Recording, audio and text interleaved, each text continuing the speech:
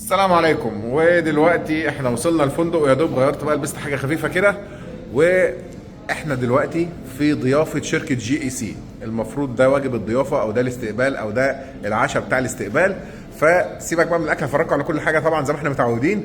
بس انا عايز افرجكم على المكان ده. اولا المطعم ده في الدور 40 مبدئيا، يعني بسم الله الرحمن الرحيم كده. المطعم ده في الدور 40. تمام، شايفين الجمال؟ اسمه سكاي جاردن ريستوران وبار، طبعا ملناش علاقه بيه خلاص. طبعا ده البار، مش قصتنا خالص، بس شايفين ما شاء الله حاجه شكلها جميل. فينا الجزء بتاع الفاميلي. انا عايز ادخل الجنينه دي. المهم ده برضو البار خلاص. هفرجكم على الفيو، بس حابب انا افرجكم اول على المأكولات. وفي نوع ملحوظه مهمه قوي، طبعا دي السيفن والبيبسي العاديه بتاعتنا، وهنا صودا وعصاير، وهنا المأكولات البحريه. بصوا بقى يا جماعه، والكلام ده تحديدا لزوجتي والبناتي اللي بيقعدوا يتفرجوا ليل ونهار على الفيديوهات بتاعت الصينيين والكوريين اللي بيقعدوا ياكلوا بقى كابوريا ومحار ومش عارف ايه ومأكولات بحريه ويقعدوا يستمتعوا. فانا حابب اقول لكم ان الحاجه قدام اهي، وانا غالبا مش هاكل منها لسبب بسيط هوريه لكم دلوقتي. طبعا المحار بانواعه، ومن اغلى انواع المحار. طبعا احنا هنا في فندق 7 نجوم، تمام.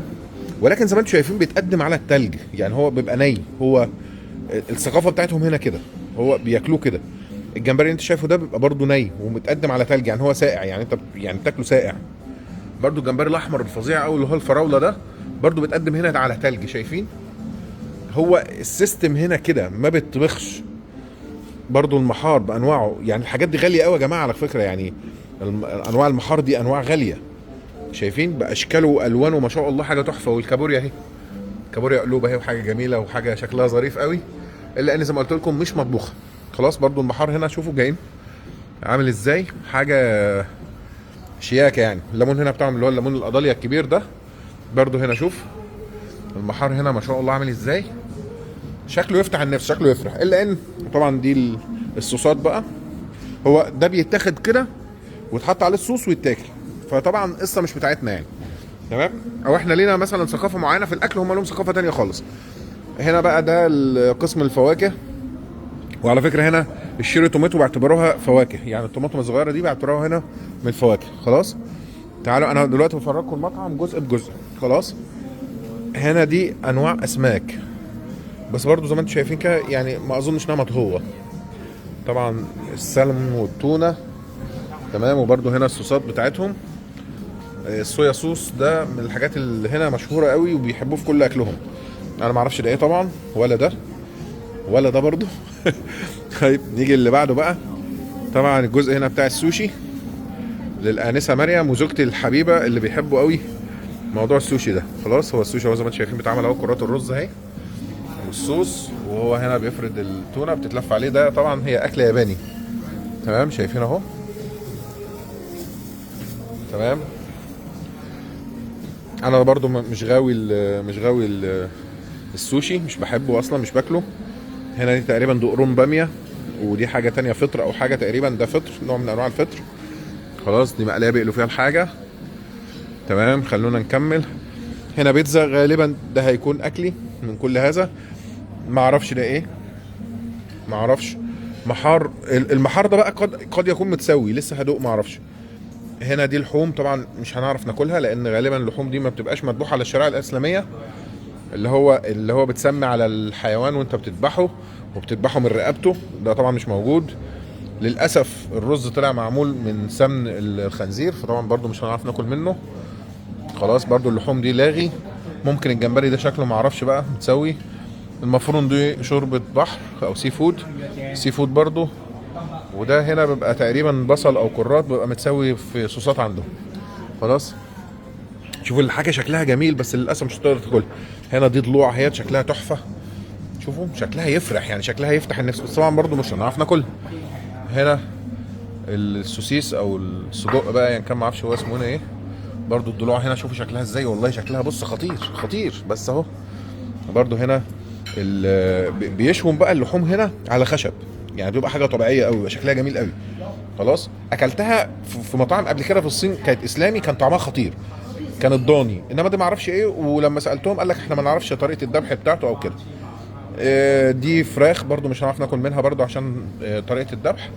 بطاطس هيبقى ده هو الاكل بتاعنا. ده تقريبا اللي هو الاخطبوط. تمام. دي الاذرع بتاعت الاخطبوط، يعني بيتهيألي ممكن ناكل منها، معرفش برضه. هنسأل في حكايه اللي هي المقليه بايه. برضه دي بحار، لحوم تانية. هنا كاتشب. خلاص انا كده بفرجكم المطعم الصيني. ده اسماك، بس تقريبا مقليه ببطنها كده، مقفوله زي ما هي بحالها، مش عارف برضه هنا ده سمك. دي ما اعرفش ايه، ما اعرفش شوربه ايه دي، ما اعرفش. برضو لحوم. خلاص نرجع تاني هنا بقى للحوم بقى اللي هي ايه بتشوفها كده قدامك. ده السمك اهو، غالبا دي السمكه اللي احنا شايفينها مقليه، هي شبهها كده. اللحوم اهيت. وبعدين هنا هيبقى غالبا بيبقى كده قسم النودلز. هنا طبعا زي ما احنا شايفين هنا برضو انواع الصوصات الكتير قوي. تمام. نودلز، مش انا قلت لكم هنا بيتغلي، تختار نوع النودلز اللي انت بتحبه مع الخضار اللي انت بتحبه، برضو بيبدا ان هو يتغلي مع بعضه. برضو انا ما اعرفش ده ايه، يعني يمكن يشبه الكبده بس مش كبده، مش عارف. حاجات كتير هي شكلها ظريف، بس طبعا برضو للاسف ملناش اي علاقه بيها. وهنا بيسخنوا بقى المجات بتاعت النودلز اهيت. تمام. ده كده يا جميل المطعم. لسه برضه هوريكم الفيو، بس خلينا ننتقل القسم بتاع الديزرت او قسم الحلويات.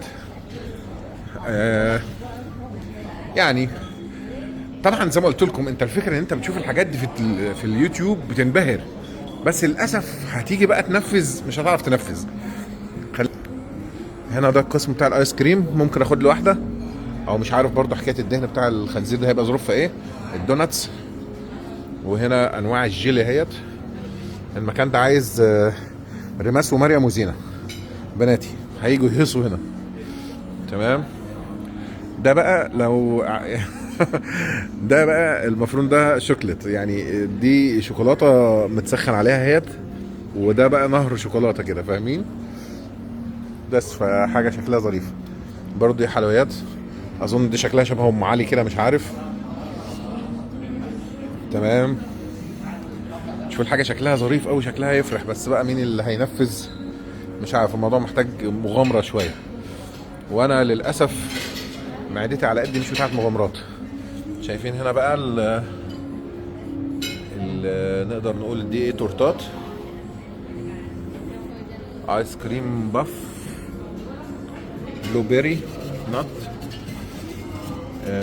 مانجو، دوران كيك يعني، وده له شوجر، كوكونات باندان، مش كده؟ ده قسم الحلويات. تعالوا بقى نتفرج على الفيو. الفيو هنقعد بقى نتكلم في حكايه الفيو دي شويه اكتر. انت متخيل ان انت في الدور ال 40 اتفرج كده.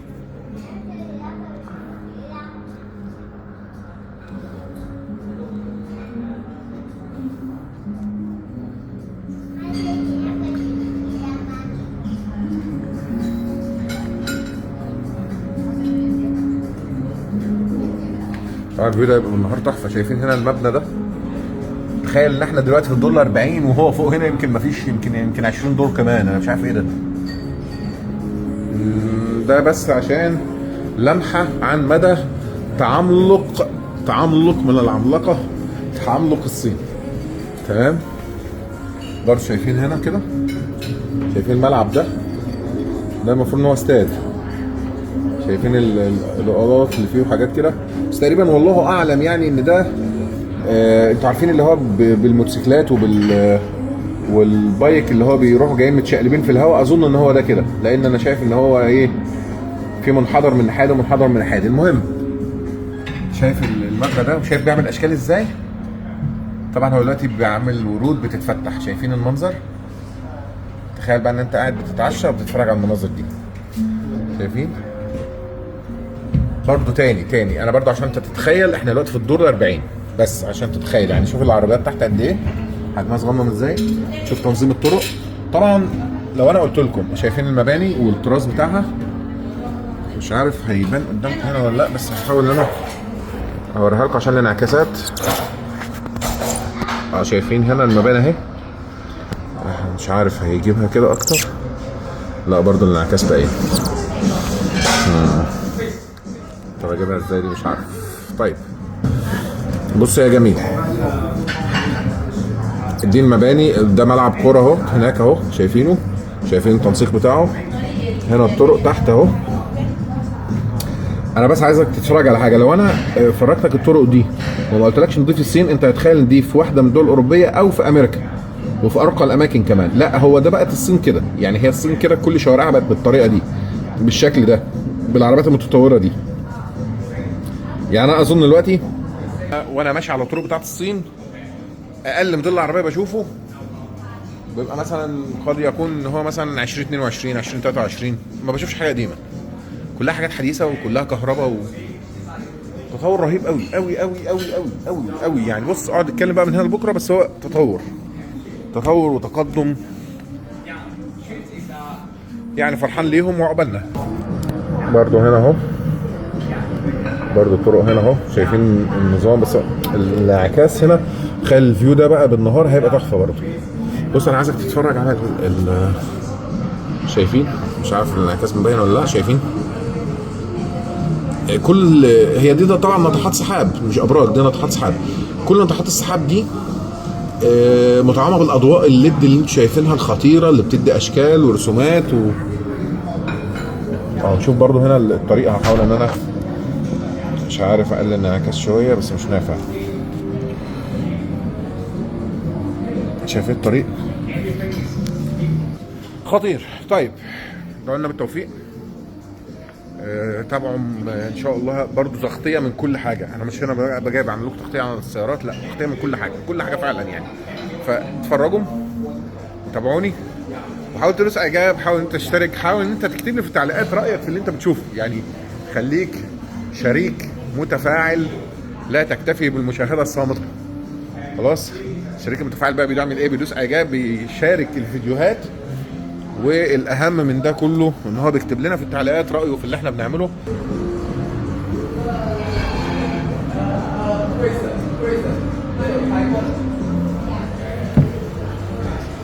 يلا اشوفكم على خير، وانتظرونا في باقي توثيق الرحله. السلام عليكم.